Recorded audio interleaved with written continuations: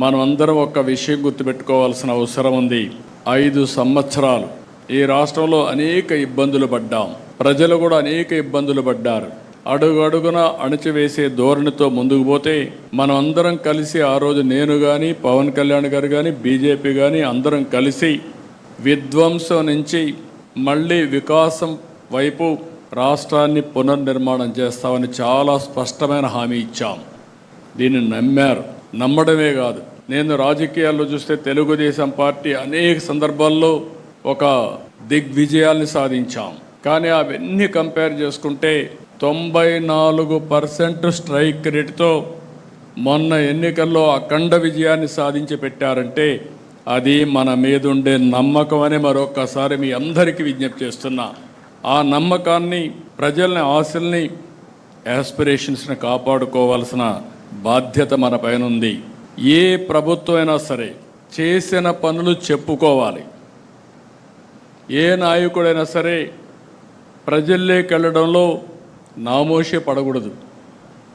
పదే మీరు ఎంత తిరగగలిగితే అంత మీరు రాణించే పరిస్థితి ఉంటుంది. ప్రజలకు మీరు ఎంత అందుబాటులో ఉంటే ప్రజలు మిమ్మల్ని ఆదరించే పరిస్థితి వస్తుంది. ఈ విషయం మనం గుర్తుపెట్టుకోవాలి. పని చేయడం ఒక ఎత్తు, ప్రజలకు అందుబాటులో ఉండడం ఇంకొక ఎత్తు. మనం చేసిన పనులు పదే ప్రజలకు చెప్పడం కూడా ఇంకొక విధానం.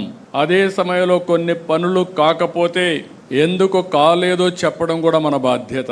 ఇంకొక పక్క మీరు గుర్తుపెట్టుకోవాల్సింది, ఏదైతే ఈరోజు ప్రజా సమస్యల్ని పరిష్కారం చేస్తూ ప్రజల్లో ఒక తృప్తిని మనం చూడాల్సిన అవసరం ఉంది. ఇంకొక పక్క భవిష్యత్తు పైన ఒక భరోసా, ఒక నమ్మకాన్ని కల్పించవలసిన బాధ్యత మనందరిపైన ఉంది. ఇవి రెండూ రావాలంటే మనం చేసే పనుల మీద ఆధారపడుతుంది, నాయకుడి యొక్క విశ్వాసం పైన ఆధారపడుతుంది. ఈ విషయం కూడా మీరు గుర్తుపెట్టుకోవాలి. మొన్న ఎన్నికల్లో ఎన్ని విన్యాసాలు చేసినా, ఎన్ని దౌర్జన్యాలు చేసినా నిలబడుకున్నాం, పోరాడాం, సఫర్ అయ్యాం. కానీ ప్రజలు మేమున్నామని అండగా నిలబడి, మొన్న చూస్తే నేను నా చరిత్రలో చాలా ఎన్నికలు చూశాను, కానీ ఫస్ట్ టైం మొన్న ఎన్నికలు నేను చూస్తే ఎక్కడ కూడా వీలైనంత వరకు తప్పులు చేయకుండా స్ట్రాటజీలో ముందుకు పోయాం. అలయన్స్ దగ్గర నుంచి, అభ్యర్థుల ఎంపిక దగ్గర నుంచి నిర్మోహమాటంగా అందరికీ చెప్పవలసిన విషయాలు చెప్పాం. గెలిపే ధ్యేయంగా ఆలోచించాం.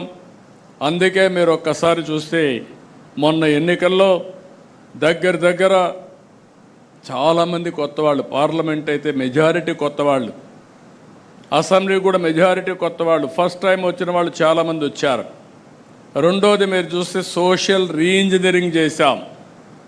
రాష్ట్రంలో మొట్టమొదటిసారిగా జనాభా దామాషా ప్రకారం అన్ని మతాలకి, అన్ని కులాలకి, ప్రత్యేక అన్ని ప్రాంతాల్లో న్యాయం చేయాలనుకున్నాం.